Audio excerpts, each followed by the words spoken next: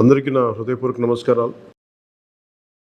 కూటమి ప్రభుత్వం అధికారంలోకి వచ్చి దాదాపు 60 రోజులు కావస్తుంది. నేను పంచాయతీరాజ్ శాఖ, అటవీ శాఖ బాధ్యతలు స్వీకరించిన తర్వాత పంచాయతీ శాఖకు సంబంధించి చాలా రివ్యూలు చేశాం. రూరల్ వాటర్ సప్లై, రోడ్లకు సంబంధించి చాలా రిపోర్ట్స్లో తెలియజేస్తూనే వచ్చాను. ఏ స్థాయిలో నిధులు సరిగ్గా పంపిణీ జరగలేదు, వచ్చినా దాని దుర్వినియోగం జరిగినాయి. ఈ పరిస్థితుల్లో కూటమి ప్రభుత్వం చాలా చిత్తశుద్ధితోటి ఈ పంచాయతీరాజ్ వ్యవస్థని బలోపేతం చేయాలి అని చెప్పి చాలా బలమైన నిర్ణయం తీసుకున్నాం. దాంట్లో భాగంగానే 3 కీలకమైన నిర్ణయాలు తీసుకున్నాం. ఒకటి, ఆగస్టు 15 ఈ జెండా పండుగకి సంబంధించి. 2, మనకి జాతీయ ఉపాధి హామీ పథకానికి సంబంధించి ఒకటే రోజున 13,326 పంచాయతీల్లో గ్రామసభ తీర్మానాలు జరగాలి. ఆ దిశగా అడుగులు వేస్తూ ఉన్నాం. ఈ గ్రామసభ తీర్మానం అంటే ఏంటంటే, జాతీయ ఉపాధి హామీ పథకం ద్వారా వచ్చే కేటాయించిన పనులకు కానీ నిధులకు కానీ ఆ ప్రజాప్రతినిధులు, ఆ ఎమ్మెల్యేలు కానీ, గ్రామ సర్పంచులు కానీ, పంచాయతీ సర్పంచులు కానీ, ఆ పంచాయతీలో ఉన్న ప్రజలు కూడా అందరూ ఏకగ్రీవంగా అంటే ఏ పనులు జరగాలి, జాతీయ ఉపాధి హామీ పథకానికి సంబంధించిన ఆ పనులకి మన గ్రామాల్లో ఏ పనులు జరగాలి, ఏ పనులకి ఆ నిధులు కేటాయించాలి, ఈ దృష్టిలో గ్రామసభ తీర్మానం జరుగుతుంది. విడివిడిగా కాకుండా ఒకటే రోజున 13,326 పంచాయతీల్లో ఒకటే రోజున గ్రామసభ తీర్మానాలు జరగాలని కీలకంగా ఆదేశించడం అయినది. ఆ విధంగా ముందు ఒకటి చేస్తూ ఉన్నాం. రెండవది, జల్ జీవన్ మిషన్.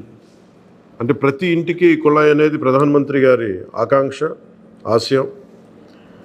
ఏ ప్రభుత్వం కనీస మానవ హక్కు ఇది.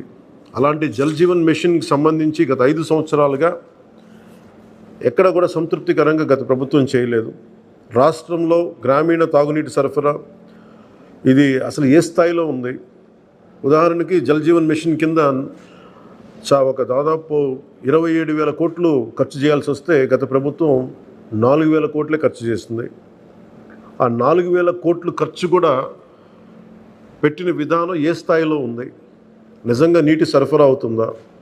ఉదాహరణకి చాలామంది ఎమ్మెల్యేలు అందరూ కూడా నా దృష్టికి తీసుకొచ్చిందా కూడా నాకు వాళ్ళు ఇచ్చే ఈ పిటిషన్స్ కానీ ఇవన్నీ కూడా ఏం తెలియజేస్తున్నాయంటే, పంచాయతీల్లో కానీ గ్రామాల్లో కానీ జేజే మిషన్ కింద పైప్ లైన్లు వేశారు, కానీ దానికి ఆ నీటి సరఫరా ఉండే ఇది లేదు, దానికి వాటర్ సోర్స్ లేకుండా పైప్ వేసి వెళ్ళిపోయారు.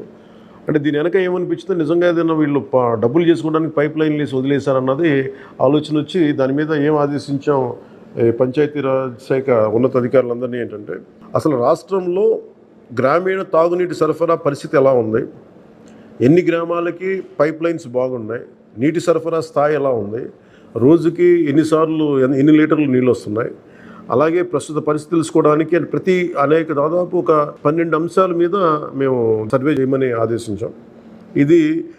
దీన్ని పల్స్ సర్వేగా మీ దృష్టికి తీసుకొస్తున్నాం. ఇది పల్స్ సర్వే చేపడుతున్నాం. దీంట్లో వచ్చిన డేటా ఆధారంగా జల్ జీవన్ మిషన్ని కూటమి ప్రభుత్వ ఆధ్వర్యంలో అత్యంత పకడ్బందీగా ప్రణాళిక రచన చేయడానికి ఈ సర్వే నిర్వహిస్తున్నాం.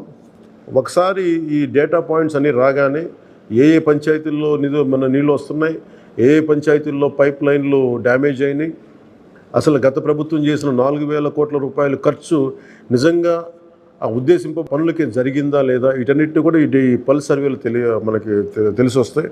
దీని సమూలంగా ప్రజలందరికీ సమీప భవిష్యత్తులో తెలియజేస్తాను. అలాగే గ్రామ పంచాయతీలు, పంచాయతీరాజ్ వ్యవస్థ బలోపేతం కావాలంటే సర్పంచ్ వ్యవస్థ చాలా కీలకమైంది. గత ప్రభుత్వం పంచాయతీ ఎన్నికలు సరిగ్గా నిర్వహించలేకపోవడం వల్ల మనకు నిధులు రాలేకపోయినాయి. చాలాసార్లు మేము అధికారంలోకి రాకముందు పంచాయతీ మనకి సర్పంచ్లందరూ మా దృష్టికి తీసుకొచ్చింది ఏంటంటే, కనీసం మాకు బ్లీచింగ్ పౌడర్ కూడా మాకు కొనుక్కునే డబ్బులు లేవు మా దగ్గర. వాళ్ళ అకౌంట్లో పడ్డా కానీ డబ్బులు ఈ ప్రభుత్వం ఈ డిస్కౌంట్స్కి అని చెప్పి డబ్బులు తీసేసుకున్నారు. సో పంచాయతీల నిర్వహణకి ఎన్నికలు జరిగినాయి, కానీ పంచాయతీల నిర్వహణకి సంబంధించి ఏ విధంగా వారికి సరైన ఆర్థిక పరిపుష్టి జరగలేదు నిధులు పడ్డాక. నిధుల దుర్వినియోగం జరిగింది, అది మీ అందరికీ తెలిసిందే. దానికి మరింత వివరంగా ఎప్పటికప్పుడు తెలియజేస్తాం. సో ముఖ్యంగా పంచాయతీరాజ్ వ్యవస్థని, సర్పంచ్ వ్యవస్థని బలోపేతం చేయాలన్నదే మా కూటమి ప్రభుత్వం తాలూకు ఆశయం, ఆకాంక్ష.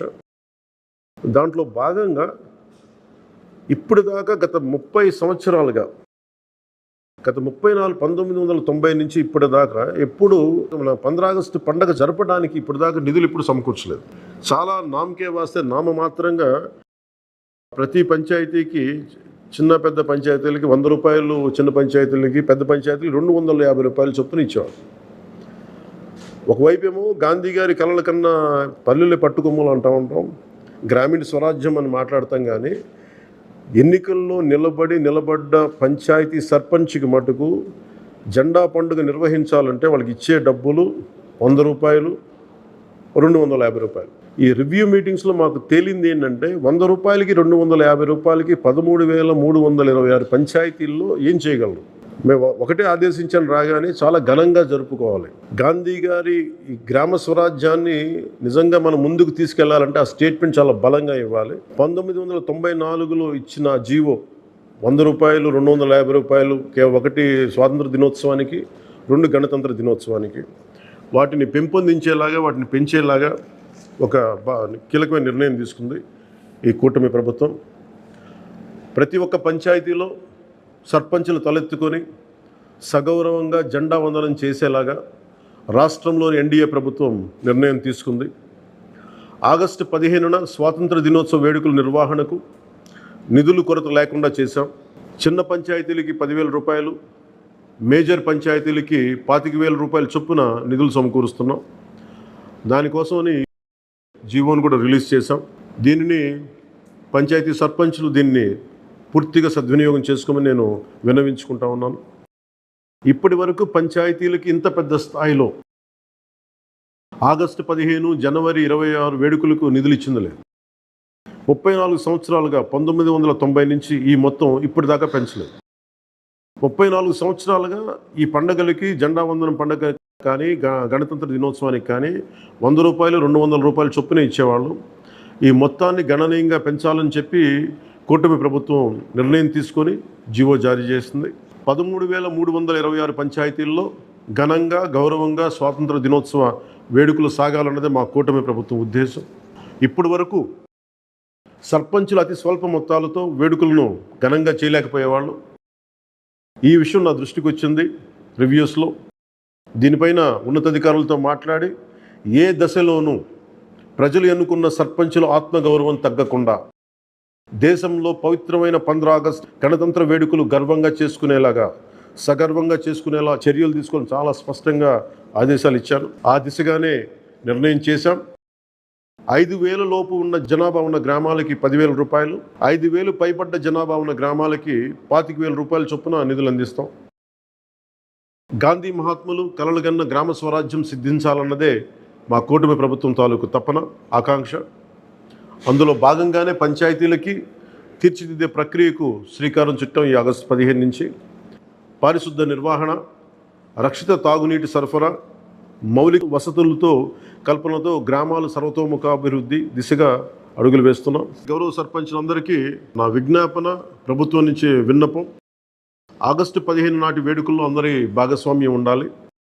పంచాయతీ పరిధిలోని పాఠశాలల్లో వ్యాసరచన, క్విజ్, డిబేట్ పోటీలు, క్రీడా పోటీలు నిర్వహించాలని కోరుకుంటా ఉన్నాం. ఉపాధ్యాయులు భాగస్వామ్యంతో వీటిని నిర్వహించాలని కూడా ఆదేశాలు ఇచ్చాం. గ్రామంలో స్వాతంత్ర సమరయోధులు, రక్షణ రంగంలో పనిచేసిన వారు, ముఖ్యంగా పారిశుద్ధ్య కార్మికులకు సత్కారాలు చేయాలి. గౌరవ ప్రధానమంత్రి గారు ఇప్పుడు కూడా పారిశుద్ధ్య కార్మికులకి ఏ స్థాయిలో గౌరవించారో అందరికీ తెలిసిందే. రాష్ట్ర ఎన్డీఏ ప్రభుత్వం కూడా ఆ దిశలోనే గౌరవ ముఖ్యమంత్రి శ్రీ నారా చంద్రబాబు గారి ఆధ్వర్యంలో పారిశుద్ధ్య కార్మికులకు అదే గౌరవం ఇవ్వడం జరుగుతుంది. సో ఈ విధంగా మేమందరం బలంగా, చాలా కీలకంగా పనిచేస్తూ ముందుకెళ్తున్నాం. దీని అందరికీ ప్రజలందరూ ఆశీస్సులు కావాలి. సర్పంచ్ వ్యవస్థని, పంచాయతీరాజ్ వ్యవస్థని బలోపేతం చేసే విధంగా ఈ ప్రభుత్వం ఉంటుందని మీ అందరికీ తెలియజేసుకుంటూ, ఒకే ఒక విన్నపం, ఇది పర్యావరణానికి పరిమితులకు లోబడి పర్యావరణం పరిరక్షించేలా ఈ పండుగ ఉండాలి. ప్లాస్టిక్ వాడటం కంటే కూడా జెండాలకి ఆల్టర్నేట్గా మన ముఖ్యంగా మన చేనేత జెండాలు ఏదైనా వాడండి.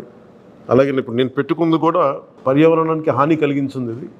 దీంట్లో సీడ్ ఉంటుంది, దీంట్లో ప్లాంట్ అని చెప్పి ఒక సంస్థ ఏదో ఉంది, వాళ్ళు ఇచ్చింది.